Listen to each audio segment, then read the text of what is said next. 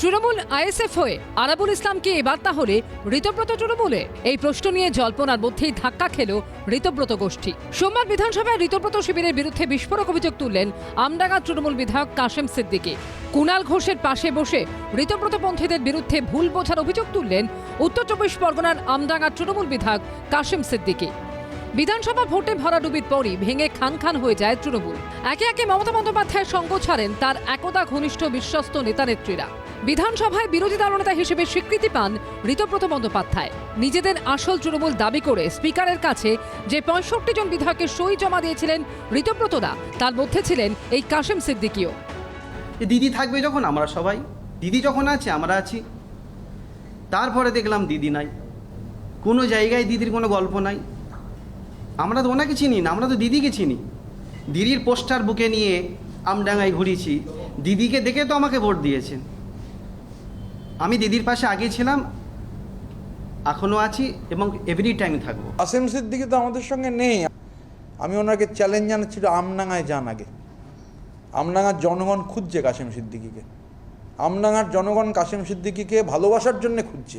মাননীয় বিধায়ক তিনি মমতা বন্দ্যোপাধ্যায়ের নেতৃত্বে তৃণমূল কংগ্রেসের বিধায়ক, ফলে তিনি মমতা বন্দ্যোপাধ্যায়ের নেতৃত্বে ছিলেন, আছেন এবং থাকবেন। আমরা যেটুকু জানি, মাঝখানে কোনো একটা কনফিউশন, কোনো একটা ভুল ধারণা তৈরি করে তাকে একটি সই করাতে বলা হয়েছিল। উনি পরে দেখেন যে কারণে সইটি করানো হয়েছে তার সঙ্গে বাস্তবের কোনো মিল নেই। এর আগে বারুইপুর পূর্বের বিধায়ক বিভাস সর্দার ও বসিরহাট উত্তরের তৌসিফুর রহমানও ঋতব্রত শিবির ছেড়ে মমতা বন্দ্যোপাধ্যায়ের তৃণমূলে ফেরত এসেছেন। আশাবুল হোসেনের রিপোর্ট, এবিপি আনন্দ। বিজেপি জিতলে, ক্ষমতায় আসলে তাদের অন্নপূর্ণা ভান্ডার দেবেন। তখন কিন্তু কোনো কারণ লেখা ছিল না, কোনো শর্ত আরোপ ছিল না। দুর্নীতিগ্রস্ত পিসি ভাইপো তাদের দুর্নীতির একদম চূড়ান্ত পর্যায়ে মানুষ তো ভোট দিয়েছে, শুধু উন্নয়ন ভাতার জন্য নয়, পাবেন আস্তে আস্তে পাবেন, যারা যোগ্য পাবেন। অন্নপূর্ণা ভাতা নিয়ে বিজেপি সরকারকে তীব্র আক্রমণ করলেন মমতা বন্দ্যোপাধ্যায়। পাল্টা কড়া জবাব দিলেন মুখ্যমন্ত্রী শুভেন্দু অধিকারী। না, কেন মেয়েরা অন্নপূর্ণা ভান্ডার পাচ্ছে না? দেখে দেখে দিচ্ছেন, চেকে চেকে দিচ্ছেন, বর্ণ দেখে দিচ্ছেন। ধর্ম বর্ণ, বর্ণটর্ণ নয়, ধর্ম মানে কি ইঙ্গিত করেছেন? এখন অবধি ট্রান্সফার হয়ে গেছে টাকা 1,45,64,472 জনের অ্যাকাউন্টে।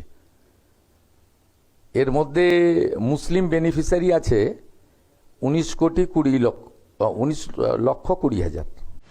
তৃণমূলের শাসনকালের লক্ষ্মীর ভান্ডার বিজেপি আমলে রাজ্য সরকারি প্রকল্পের নাম বদলে হয়েছে অন্নপূর্ণা যোজনা। তৃণমূল আমলের বরাদ্দ 1,500, বিজেপির হাতে 1 লাফে বেড়ে দ্বিগুণ হয়েছে। কিন্তু অনেকেই মাসিক 3,000 টাকা পাচ্ছেন না। এই নিয়ে কোনো কোনো জায়গায় ক্ষোভ তৈরি হয়েছে। এই নিয়েই এবার বাকযুদ্ধে জড়ালেন প্রাক্তন ও বর্তমান মুখ্যমন্ত্রী। অন্নপূর্ণা ভান্ডার 1 মাস দেবেন, 3 মাস দেবেন না, পুজো পর্যন্ত বড়জোর দেবেন। বর্ণ দেখে দিচ্ছেন, ধর্মও দেখছেন না। আপনারা হিন্দু ধর্ম ভালোবাসেন না, আপনাদের হচ্ছে হিন্দুত্ব। লক্ষ্মীর ভান্ডার ফিরিয়ে দিন। আমরা আগামী দিন নিশ্চয়ই কোনো সিস্টেম করব, সেই সিস্টেমের মধ্যে দিয়ে আমরা এগুলোকে জোগাড় করব এবং আপনাদের সাথে পুরোপুরিভাবে আমি আছি, ছিলাম এবং থাকবো। উনি তো আজকেও ধর্ম বর্ণ, বর্ণটর্ণ নয়, ধর্ম মানে কি ইঙ্গিত করেছেন? এর আগে বলেছিলেন আমি আছি বলে আছো, নইলে একটা কমিউনিটি 1 সেকেন্ডে শেষ করে দিবে। ইঙ্গিত তো পরিষ্কার।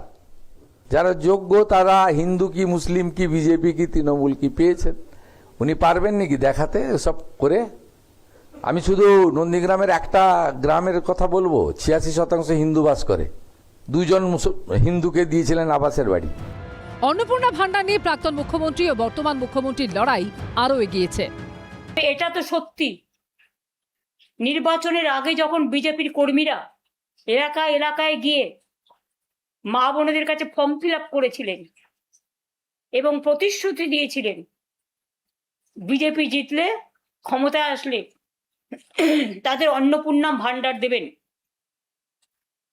তখন কিন্তু কোনো কারণ লেখা ছিল না, কোনো শর্ত আরোপ ছিল না। যতদূর আমি দেখেছি মানুষকে প্রতারিত করা হয়েছিল। আমি বারবার বলতাম, যে কথা আজও বলছি, যে আমাদের সরকার থাকলে লক্ষ্মীর ভান্ডার আজীবন চলবে। দুর্নীতিগ্রস্ত পিসি ভাইপো তাদের দুর্নীতির একদম চূড়ান্ত পর্যায়ে মানুষ তো ভোট দিয়েছে শুধু উন্নয়ন ভাতার জন্য নয়, চোরেদেরকে চরমতম শিক্ষা শাস্তি দেওয়া, তাদের সম্পত্তি বাজেয়াপ্ত করা, সেই বাজেয়াপ্ত করা সম্পত্তি অকশান করা, সব অনেকগুলো এজেন্ডা দিয়েছে। তো এত তাড়াহুড়া করছেন কেন? 60 মাসের জন্য তো জিতিয়েছেন, 110 দিন হয়েছে তো মাত্র। ফেসবুকেই থাকুন আপনি বিকালবেলা, আপনাকে রাস্তায় বেরোতে হবে না, আপনাকে রাস্তায় বেরোতে হবে না। রাস্তায় আপনি যাতে না বেরোতে পারেন তার ব্যবস্থাও আমি করব।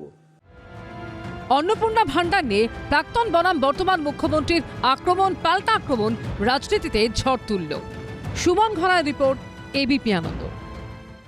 এবিপি আনন্দ, এগিয়ে থাকে, এগিয়ে রাখে।